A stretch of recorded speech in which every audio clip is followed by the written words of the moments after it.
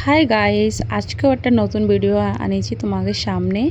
Recipe এটা হলো পালক পনিরের রেসিপি। তো তোমার সাথে আমি শেয়ার করব। তো দেখো পালক পনির আমি কিরম করে রান্না করি তোমার সাথে আমি সুন্দর পালক পনির। এখন পালং শাকের টাইম ঠান্ডার সময়, তাই দেখো এই যে বাজারেতে নিয়ে আসলাম এই যে তাজা তাজা এরকম পালং শাক।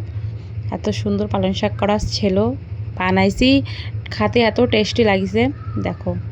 আর বাঙালি জায়গায় একটু পালং শাক যেন তো ভালোই পাওয়া যায়।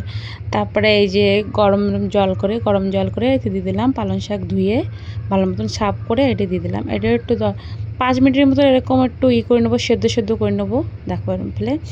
তারপরে সেদ্ধ করে নেওয়ার পরে ঠান্ডা জলের ভিতরে এড়ে দেবো। ঠান্ডা জলের ভিতরে দিলে এই হবে কি, মিক্সার জারে যে সময় দেবো সেটাই দিক্কত হবে না। ডাইরেক্ট মিক্সিংয়ে কোনো भी গরম জিনিস দিলেই দিক্কত হয়ে যায়। এই জন্য আমি আজকেরা 1 পাও পনিরই নিছি, বেশি নিইনি। তোমরা পারলে একটু বেশিই নিও। এটা খেতে খুব সুন্দর লাগে। এবং ঠান্ডার সময় যেরকম নতুন নতুন যে সময় পালং শাক ওঠে, তো পালক পনির খাতে টেস্টি লাগে একটু। তারপরে পুরনো হয়ে গেলে অত ভালো লাগে না, লেকিন নতুন নতুনই বেশি ভালো লাগে। সেই জন্য তোমাদের সাথে আমি শেয়ার করলাম ভিডিওটা। তোমাকে ভালো লাগলে লাইক অ্যান্ড শেয়ার জরুর করো, আর ভিডিওটা আগে দেখতে থাকো।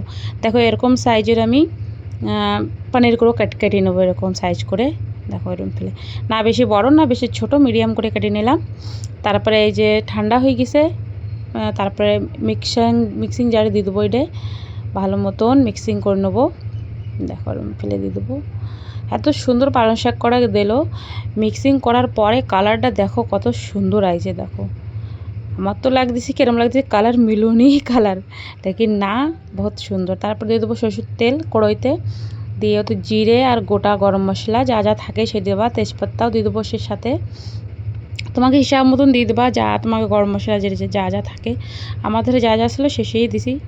তারপরে কুচোয় রাখা, বারিক করে কুচোয় রাখা পেঁয়াজ দিয়ে দেবো। ভালো মতন এটা ফ্রাই করে নেবো, খুব সুন্দর করে ফ্রাই করতে হবে, লাল লাল করে দেখো। আমি লাল লাল করে ফ্রাই করার পরে তারপরে এতে আদা রসুন জিরে আর ধনিয়ার পেস্টটা দিয়ে দেবো। এই যে ভালো মতন এইটাও ভালো মতন কষিয়ে নেবো, কেননা কি মশলাটা না কষাইলে কোনো भी তরকারি ভালো লাগে না আমার হিসাবে। তারপর নিজের হিসাব মতন লবণ দিয়ে দেবো, হলদি, তারপরে ঝালের গুঁড়ো দিয়ে দেবো। ভালো মতন এইটাও মিক্স করে নেবো মশলা, তারপরে এই মতলব লবণ ঝাল হলদি সব একসাথে ভালো মতন মিক্স করে নেবো। এই দেখো এত সুন্দর করে মিক্স করে নিলাম।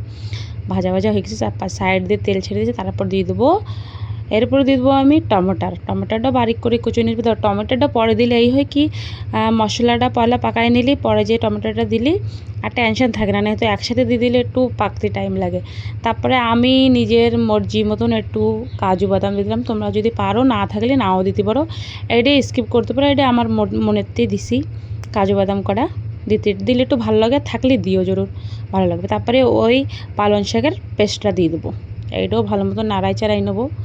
দেখো কত সুন্দর কালার, দেখেছো এত সুন্দর কালার এই পালং শাকের, আমি ভেবে উঠতে পারতেছি না।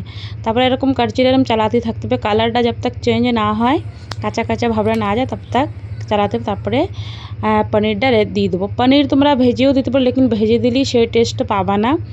লেকিন যেটা মনে করো ভাজা ছাড়া খেতে পারে না সেটা দিতে পারো।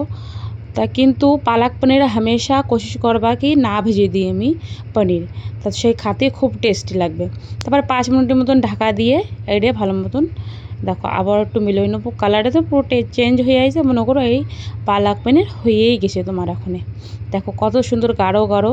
এতে এই কি তোমার খুন্তিটা এতে চালাতেই থাকতে হবে, তাইলে যেই তোমার পালক পনির খুব সুন্দর হবে। দেখো কত সুন্দর গ্রেভিটা হয়েছে, দেখছো? পারলে পনিরটা ভাজবা না, তাহলে খুব টেস্ট হবে। দেখো আর এই যে বাড়ি বানানি ক্রিম ডাইটের উপর দিয়ে দিছি আমি, বাড়িরই ক্রিম। দেখো এত সুন্দর লাগলো খাতে, বহুত টেস্টি লাগলো।